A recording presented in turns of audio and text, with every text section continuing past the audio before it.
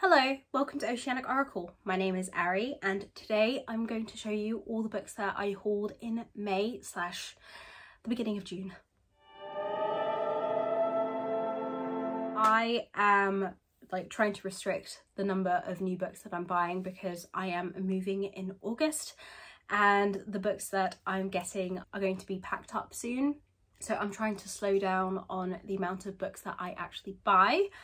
But that didn't stop me from going out and actually purchasing some books. I have a few physical books, but actually, I'm pleased to say, most of these are all electronic. So I got them on my Kindle and I plan on going through them with you. I have a variety. I think most of these are actually romance books, but I do have a mythology retelling. I also have some fantasy. I just wanted to share some of the books that I got because you might be interested in them. And yeah, I really should punish myself for buying new books is what I should really do. But at the same time, buying books is my comfort.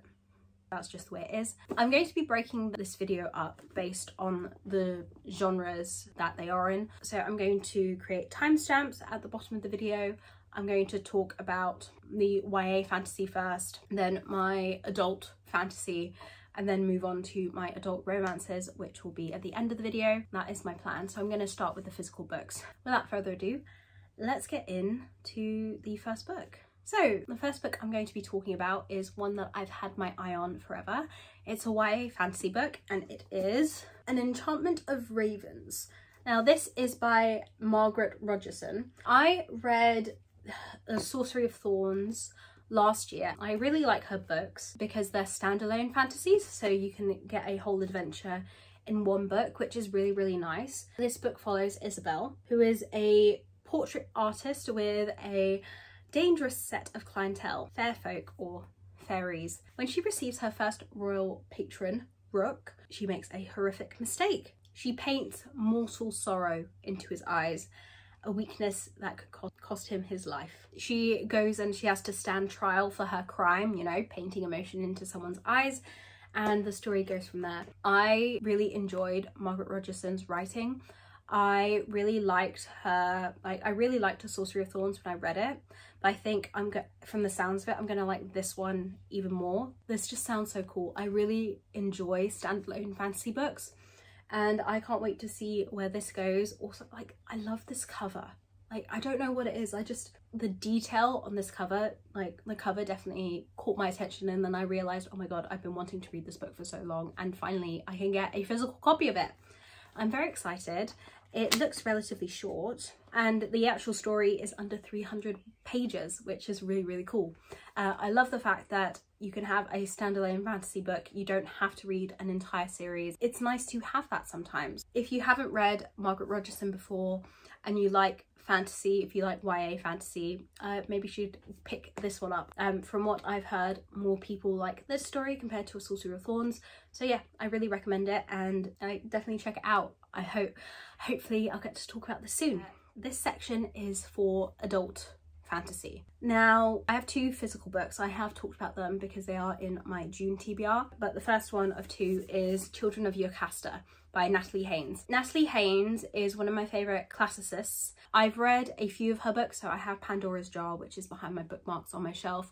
I've also read A Thousand Ships, which is her retelling of the Iliad and the Odyssey from multiple women across the stories, because most of the time when stories are told in ancient Greek work is told by men, and that's because women weren't really given a voice in ancient Greece. If you want to read about women in Greek mythology and you want to read about how women were portrayed, I definitely recommend you go and pick up Natalie Haynes's books. Madeline Miller, who wrote Circe and The Song of Achilles, which are again two of my favourite Greek myth retellings, also really enjoyed this book, so she has blurbed it on the front. The Children of Jocasta follows Jocasta and Ismene, as I have done my research and I figured out how to actually say it. and Ismene. So Jocasta is Oedipus's mum, and if you know the story of Oedipus or Oedipus Rex, you will know what goes on in here. The story of Oedipus is very famous in Greek myth. If you've heard of an Oedipus complex, you'll know. Jocasta is subject to a prophecy. She and her husband are actually subject to a prophecy, and they tell a story about how the son that they give birth to will kill the father and the son will marry the mother. Their solution to this is, as soon as their son is born, they send him off to death, but he doesn't actually die, and you can sort of see where it goes. But this follows Jocasta and her story, as well as what goes on in Antigone. Antigone is also a famous ancient Greek play. Antigone is another child of Jocasta.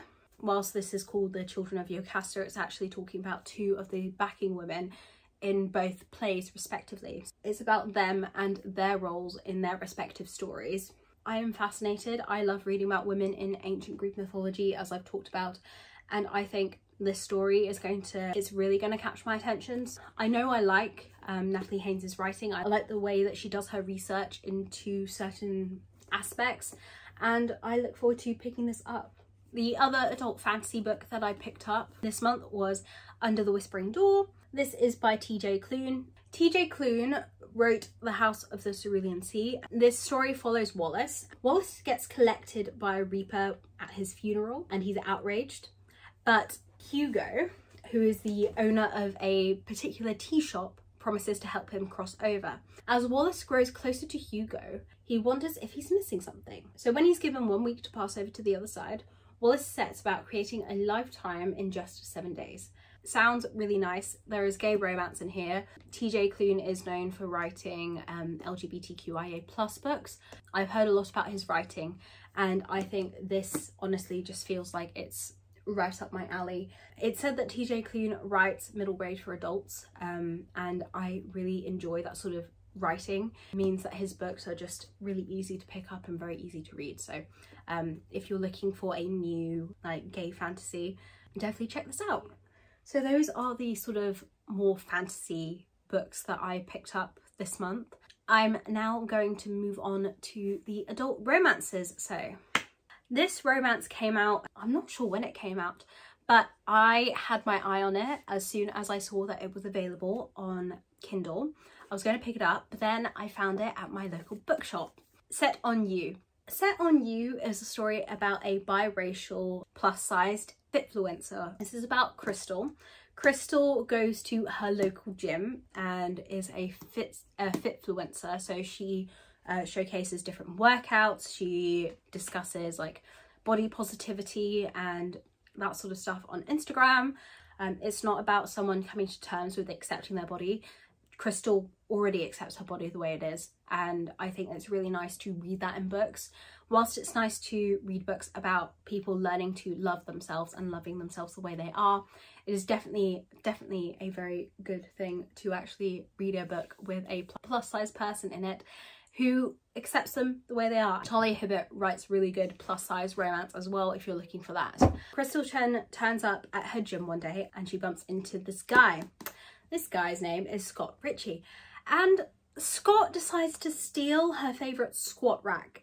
So you have like, I guess, hate to love sort of thing. And this is about their budding romance and their relationship. They both get really competitive with each other as to their gym equipment. And when they run into each other at their grandparents' engagement, they start to see, like, obviously they see more of each other and feelings change as time goes on. I love reading books with plus size main characters. I love reading romance novels about plus size women. It just sounds like a cute romance, and I love the fact that it's like, I just love the fact that it's a romance set in a gym. I don't know why, maybe it's just me. I love that sort of stuff. And if you're looking for a new romance, definitely check this out if you're into reading about plus size women, or just like if you're into reading romances. Now, the next few books that I got in May/June are all on my Kindle. I'm going to start off with A Brush with Love. A Brush with Love is a book about two dentist students. I enjoyed this book for what it was. I gave this 4 stars, and I think if you're looking for a different kind of romance, I guess, if you're looking for something about women in STEM and like the medical field. There are trigger warnings listed in the front of this book, so before you pick it up, maybe read the trigger warning. I'm going to tell you what they are. Trigger warnings for like panic attacks and fallout descriptions of panic attacks. You also have sexism, misogyny, and ableism. So if any of those trigger you, maybe this book isn't for you. But for me, I really enjoyed this romance because it actually felt very real. This story is really cute because they have a meet cute moment where they knock into each other and like knock all the stuff tumbles out of their arms, that sort of thing. I also like the fact that it talks about a real like ebb and flow of a relationship. You have certain people, one person going this way, and instead of you being pulled this way, it talks about setting boundaries and that sort of aspect of a relationship. And I think it's really important to read about that, not just for people who are in the medical field or who are in the scientific field. I think everyone can relate with that sort of linking with boundaries. And when you have two people who go like this, it talks about the snap. It is so important that we discuss stuff like that. And I really like the fact that this romance novel does that and it feels real. I think it's really important to have that aspect in romance and all that sort of stuff. Also, the cover is so cute. So yeah, I love the blue and pink. The cover definitely caught my eye at first, but the story is great too. The next book I have on here is Book Lovers. I just read this month. I got this in the beginning of May.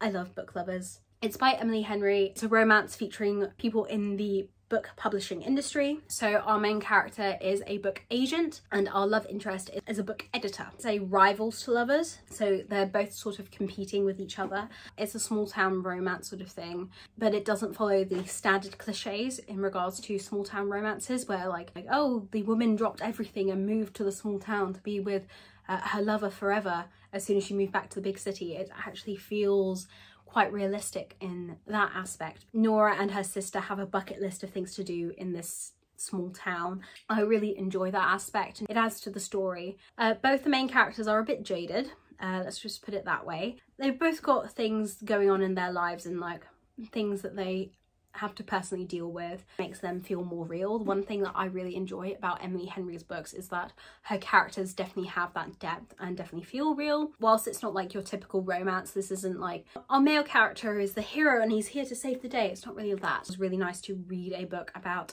a different part of the industry.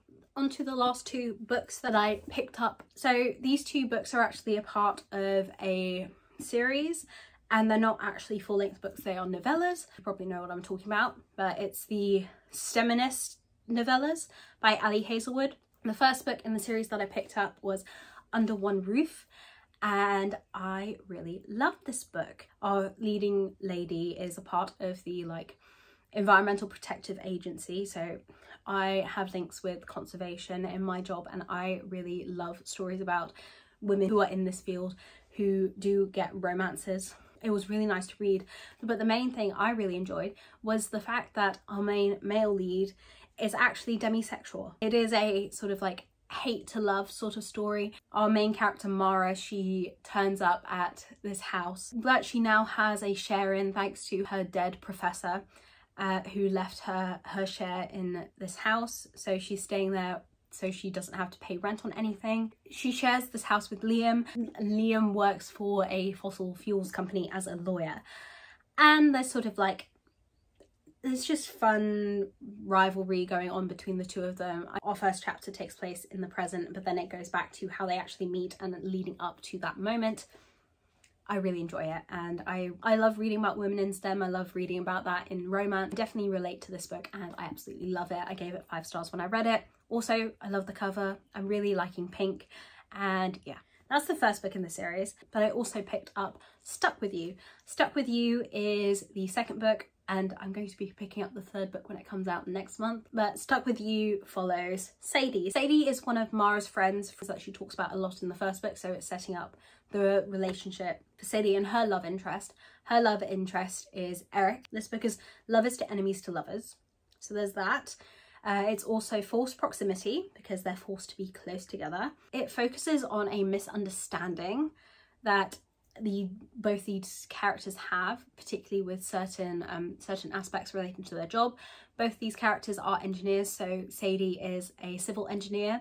Eric also works at an engineering firm and they work in the same building. They bond over really bad croissants and football, or soccer as they call it in America. They do have a one-night stand the day they meet, then everything sort of falls apart afterwards. This book is told in 2 different timelines, so it actually jumps, instead of jumping from the present to the very beginning and working its way up like it did in Under One Roof.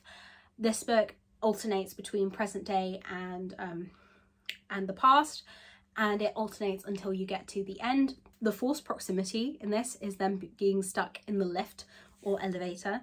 They get stuck in the lift going down. There's a power outage in the building. It's very cute and I definitely recommend it to people. I think if you like romance, you'll definitely like this. Those are all the books that I picked up in May / beginning of June. I haven't picked up any new physical books in June, but I did pick up that ebook, so that counts. I hope something piqued your interest. You can tell which 2 genres I've been reading a lot of recently and that have been drawing my eye, but romance has been doing that for a while anyway. I hope you've enjoyed this video. If you did, please leave a like and subscribe if you want more bookish content. I hope you have a wonderful day or night, depending on when you're watching this. Stay safe, and I will see you in the next video. Bye guys!